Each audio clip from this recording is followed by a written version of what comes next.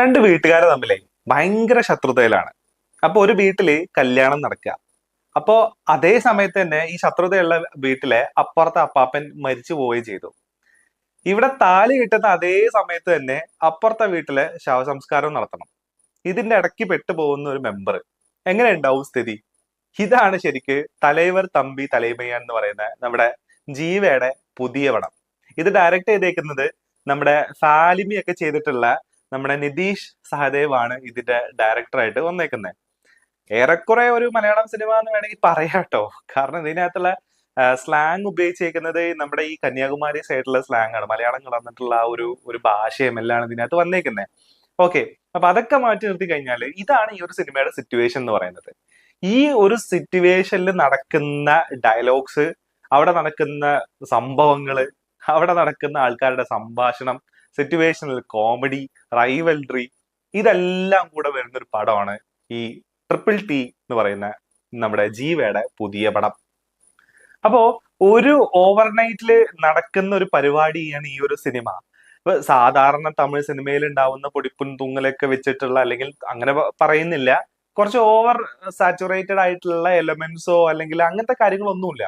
വളരെ സിമ്പിൾ ആയിട്ട് ക്ലീൻ സാധനം, എക്സ്ട്രാ അറേഞ്ച്മെന്റ്സോ എക്സ്ട്രാ ഗാർണിഷിംഗോ ഒന്നും ഇല്ലാത്ത ഒരു നല്ല കിടലൻ ക്ലീൻ കല്യാണ ബിരിയാണി അങ്ങനെ ഉണ്ടാവും. അതുപോലത്തെ ഒരു പടം എന്നാണ് എനിക്ക് ഈ ഒരു സിനിമ കണ്ടപ്പോ തോന്നിയത്.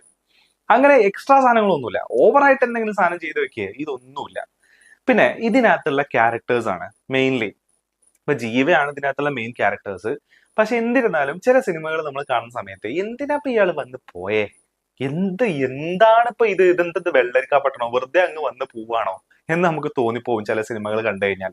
അതായത് അനാവശ്യമായിട്ട് ഒരു സിനിമയ്ക്ക് ഒരു തരത്തിലും കോൺട്രിബ്യൂട്ട് ചെയ്യാത്ത പല തരത്തിലുള്ള ക്യാരക്ടേഴ്സ് വന്നു പോവാം. എനിക്ക് തോന്നുന്നു പല സിനിമകളും കാണുന്ന സമയത്ത് ചിലപ്പോൾ തോന്നാറുണ്ട് ഈ ഡയറക്ടേഴ്സിന്റെ ഒക്കെ ചിലപ്പോൾ പരിചയത്തിലുള്ള ആൾക്കാരോ അല്ലെങ്കിൽ ഈ പ്രൊഡ്യൂസറിന്റെ ഒക്കെ പരിചയത്തിലുള്ള ആൾക്കാരൊക്കെ ആയിരിക്കും ഫോൺ താഴെ വീഴാൻ പോയിട്ടതാണ്.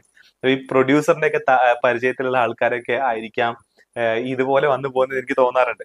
അതുപോലത്തെ ഒരു അൺവാണ്ടഡ് ക്യാരക്ടേഴ്സും ഇല്ലാത്ത ഒരു സിനിമ, ഒരു ക്യാരക്ടർ ഇതിനകത്തേക്ക് വരുന്നുണ്ടെങ്കിൽ ആ സിറ്റുവേഷനിൽ ആ കഥ നടക്കുന്ന ആ സന്ദർഭത്തിൽ അയാൾ അവിടെ നീഡഡ് ആയിരിക്കും.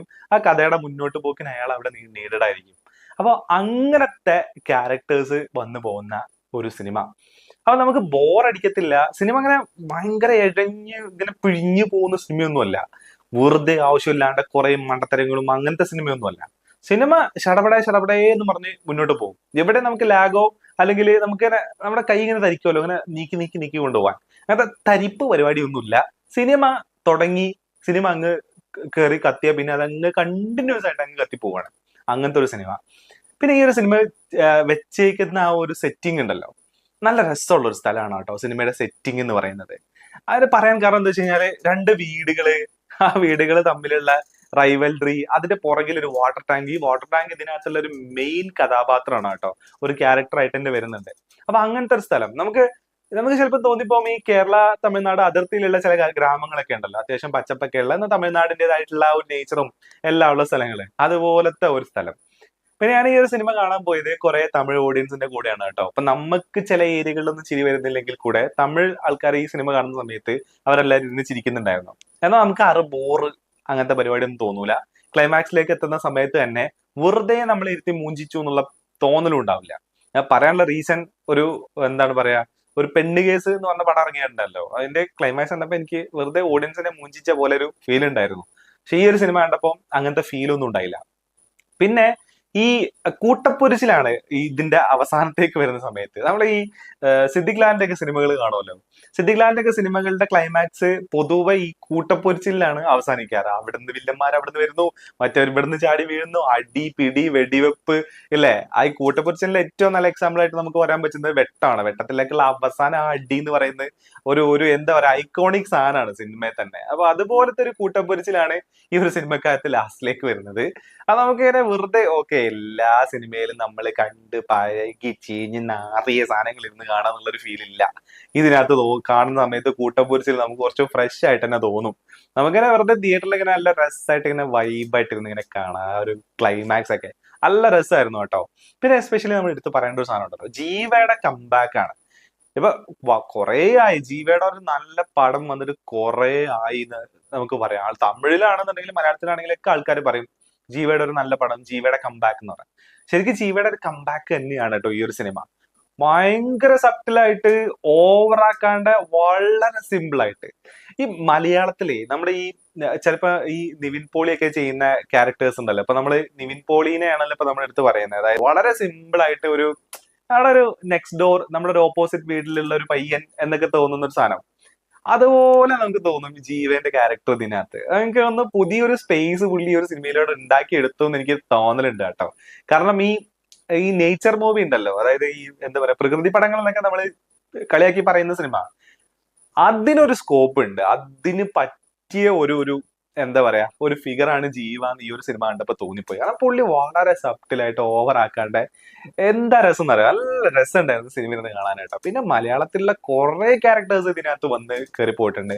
മെയിനായിട്ട് ഇതിന്റെ ഡയറക്ടർ എന്താ പറയാ മലയാളി ആയതുകൊണ്ടാവാം അങ്ങനെ ഒരു കാര്യം വന്നേക്കുന്നത് എന്നുള്ളതാണ്. പിന്നെ ഇതിന്റെ സിനിമയുടെ മ്യൂസിക് ചെയ്തേക്കുന്നത് വിഷ്ണു വിജയ് ആണ്. നമുക്കറിയാം ഒരു പ്രോമിസിങ് ആയിട്ട് എന്താ പറയാ സ്കോർ ചെയ്യുന്ന ആളാണ് വിഷ്ണു വിജയ്. അത്യാവശ്യം നന്നായിട്ട് ചെയ്തിട്ടുണ്ട് കേട്ടോ. പിന്നെ ഇതിനകത്ത് പഴയ സിനിമയിലെ ചില പാട്ടുകളൊക്കെ ചില സിറ്റുവേഷനിൽ ഉപയോഗിച്ചിട്ടുണ്ട്. അത് നല്ല രസം ഉണ്ടായിരുന്നു. പിന്നെ അതേപോലെ തന്നെ സിംബോളിസം, മെറ്റഫർ, ഇതൊക്കെ നല്ല രസം ഉണ്ടായിരുന്നു. ഡെഡ് ബോഡി മരിച്ചു കിടക്കുന്ന സമയത്ത് അപ്പുറത്തെ വീട്ടിലെ കല്യാണം നടക്കുകയാണ്. അപ്പൊ അതിലുള്ള ലേസർ ഷോന്റെ ലൈറ്റ് എല്ലാം കൂടെ ഇപ്പുറത്തെ വീട്ടിൽ മരിച്ചു കിടക്കുന്ന അപ്പാപ്പന്റെ മേത്തോട്ട് ഇങ്ങനെ ജനാലിനകത്തൂടെ വരുന്നതും, ബാക്ക്ഗ്രൗണ്ടിൽ ഇങ്ങനെ എന്താ പറയാ ഡാഡി വൺ മീ വീട്ടിലില്ല എന്നുള്ള പാട്ടും, ഇതെല്ലാം കൂടെ നല്ല രസം ഉണ്ടായിരുന്നു കാണാൻ. ഡെഡ് ബോഡി ശോക സിറ്റുവേഷൻ ആണെങ്കിൽ കൂടെ സിനിമയിൽ ഇത് കാണുമ്പോൾ നല്ല രസം ഉണ്ടായിരുന്നു. അപ്പോ പണി എടുത്തിട്ടുണ്ട്. സാധാരണ മലയാളി ഡയറക്ടേഴ്സിനെ കുറിച്ച് പുറത്തുള്ള ആൾക്കാർ പറയുന്ന ഒരു കാര്യം ഉണ്ടല്ലോ, ചെറിയ സിമ്പിൾ ബജറ്റില് കിഡിലിനായിട്ട് പരിപാടി ചെയ്ത് വെക്കാന്നത്. നമ്മളെ മലയാളി ഡയറക്ടേഴ്സ് തമിഴിൽ കയറിയിട്ട് സിമ്പിൾ ആയിട്ട് ഒരു ചെറിയ ബജറ്റിൽ കിടുക്കാച്ച് സാധനം ചെയ്ത് വെച്ചിട്ടുണ്ട്. അപ്പൊ അതാണ് ട്രിപ്പിൾ ടി, തലൈവൻ തമ്പി തലൈമയാൻ.